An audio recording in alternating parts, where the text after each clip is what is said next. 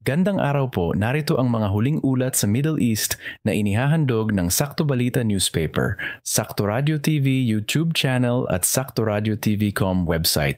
Matindi pa rin ang tension sa Middle East pagamat may formal na kasunduan ng Israel at Iran, inaasahan pa rin ang pagtaas ng presyo ng krudo. Bagamat may ceasefire na, delikado pa rin ang seguridad ng overseas Filipino workers lalo na Israel, Iran at karatig bansa. Maari rin tumaas ang singil sa pamasahe, kuryente at mga pangunahing bilihin. Nananatiling prioridad na matiyak ang kaligtasan ng mga Pilipinong nasa abroad. Sa ngayon, binabantayan ng DFA ang posibleng repatriation kung kakailanganin. Pinuri ng Gulf Cooperation Council ang papel ni US President Donald Trump bilang tagapamagitan, ngunit kinundena ang di-umano'y pag-atake ng Iran sa base militar ng US sa Qatar, gayon din ang patuloy na pambobomba ng Israel sa Gaza. Kapwa sinermunan ni Trump ang Israel at Iran sa tigas ng ulo dahil sa patuloy ng pagbabanta ng mga pag-atake.